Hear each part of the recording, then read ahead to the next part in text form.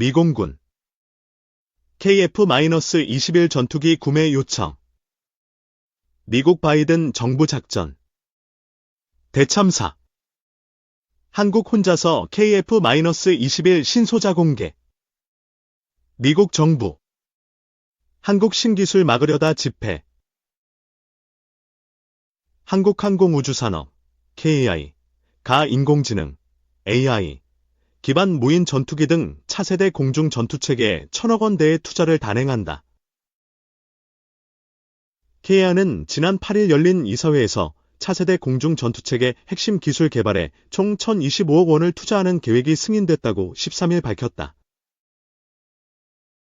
KAI는 투자를 통해 무인 전투기 개발을 위한 개념 연구와 자율 비행 실증, AI 파일럿 편대 운용 제어 및 고성능 데이터 링크 통합 기술 등 유무인 복합체계의 기술을 확보할 계획이다. 이를 바탕으로 주력 고정익, 회전익 기종 항공기를 대상으로 유무인 복합체계를 적용한다는 목표다. 아울러 KAI는 2030년 추진이 예상되는 무인 전투기 체계 개발 사업에도 주도적으로 참여한다는 방침이다. 유무인 복합체계는 조종사가 탑승한 전투기 등 유인기와 AI 기술 기반 무인기를 함께 편대에 편성하는 운용체계다. 표적 공격 능력과 조종자 생존율을 끌어올릴 수 있어 미국, 중국 등 주요국이 개발에 주력하고 있다.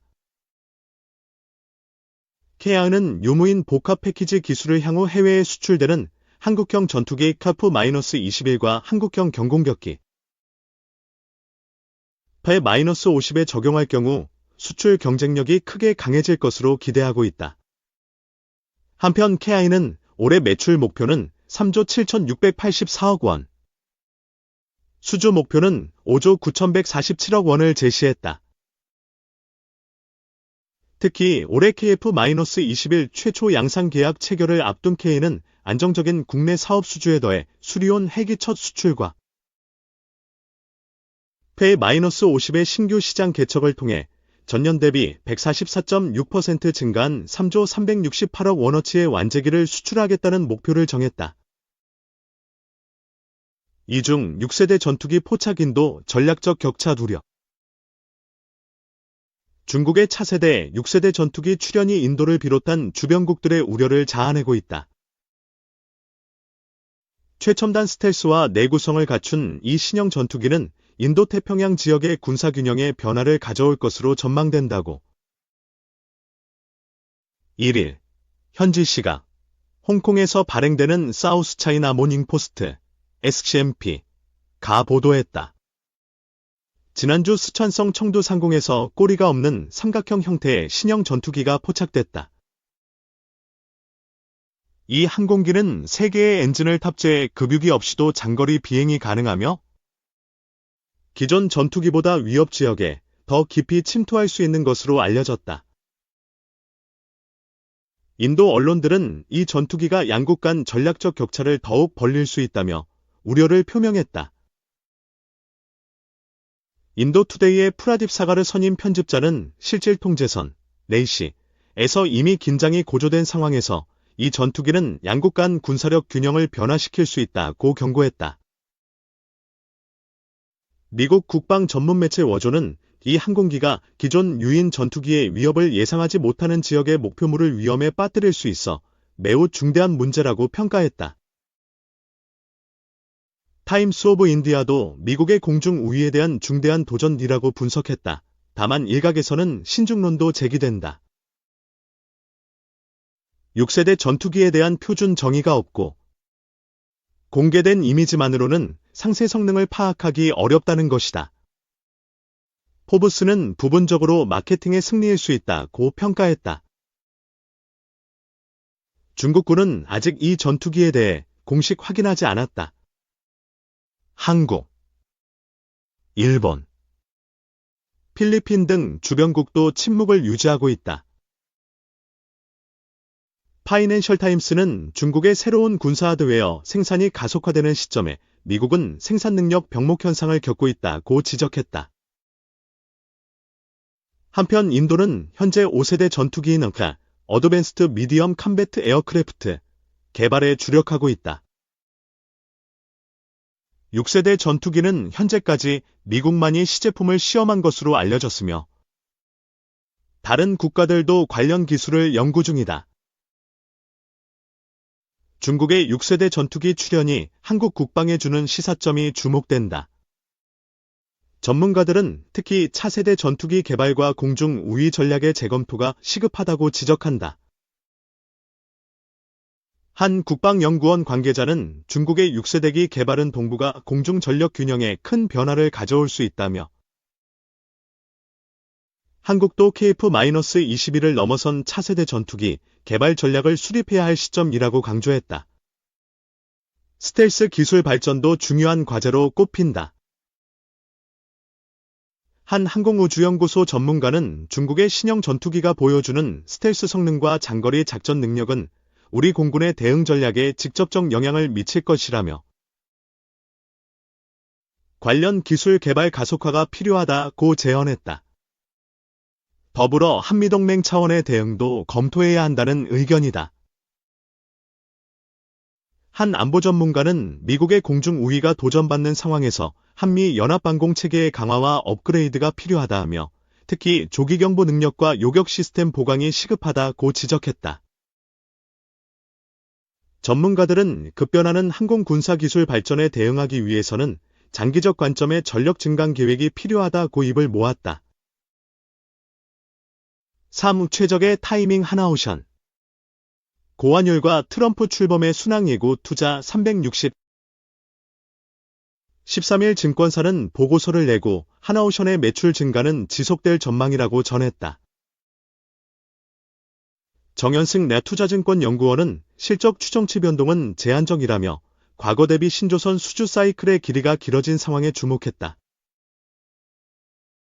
정 연구원은 하나오션의 경우 추가적으로 아직 실적 기여도가 높지 않으나 특수선 및 해양 플랜트 사업 확장, 미국의 렌즈 수출 확대 및 자체 조선 역량 강화, 중국 조선소 견제 국면에서 넥스트 데케이드,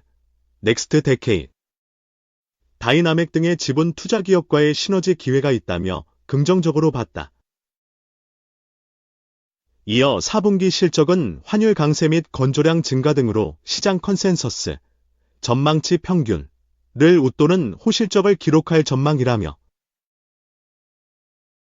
수익성 측면에서 경쟁사 대비 뒤처져 있었으나 격차 축소가 기대된다고 판단했다.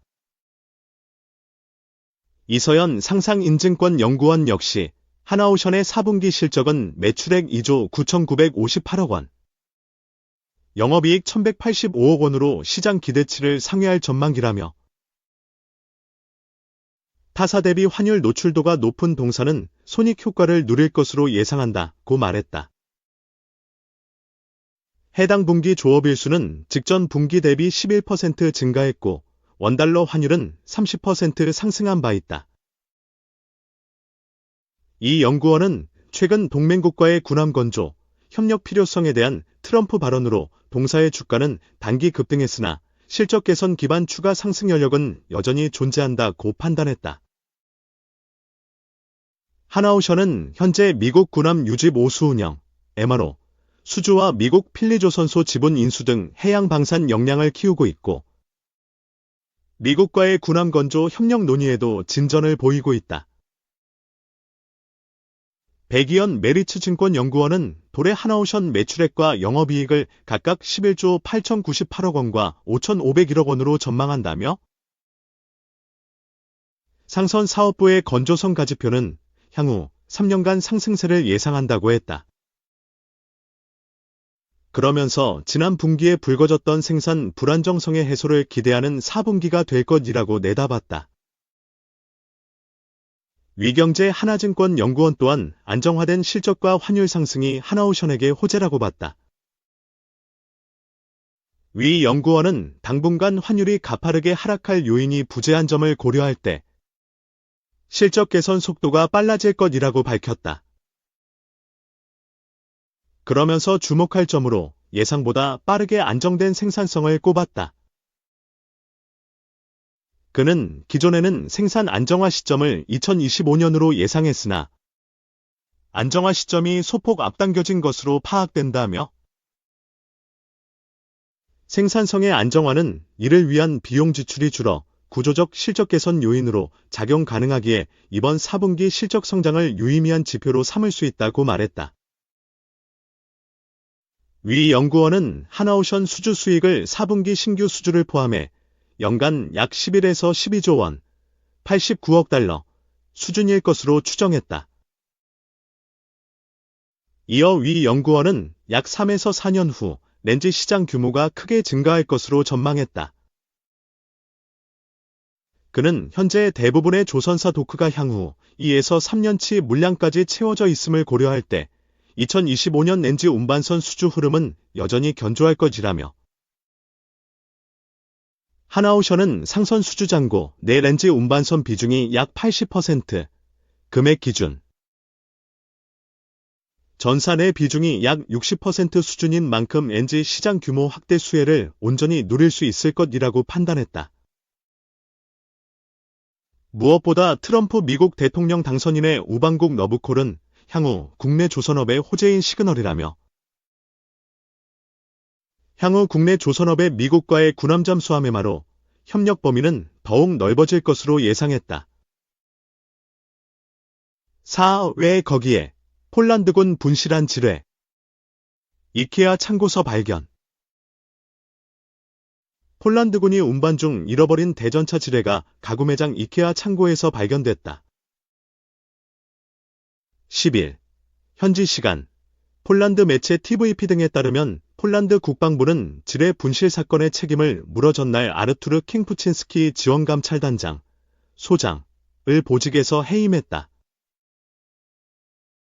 지뢰 분실 사건은 지난해 7월 벨라루스 국경 근처 하이노프카에서 발트의 연안 모스트까지 대전차 지뢰를 포함해 1000톤 분량의 장비를 실어 나르는 과정에서 발생했다. 당국은 수송 작업을 마친 열차에서 지뢰를 적재한 받침대 5개가 사라진 사실을 확인했다. 잃어버린 지뢰 240기는 며칠 뒤 하이노프카 인근 도시 오를라의 이케아 창고에서 수거됐다.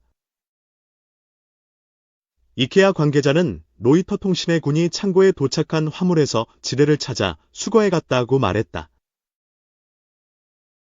폴란드 언론은 목적지에서 하역하지 않은 지뢰들이 열차에 실린 채 국내 이곳저곳을 이동한 것으로 보고 있다. 검찰은 현직 군인 4명을 직무유기 혐의로 수사 중이며 최대 징역 5년형을 받을 수 있다고 외신들은 전했다.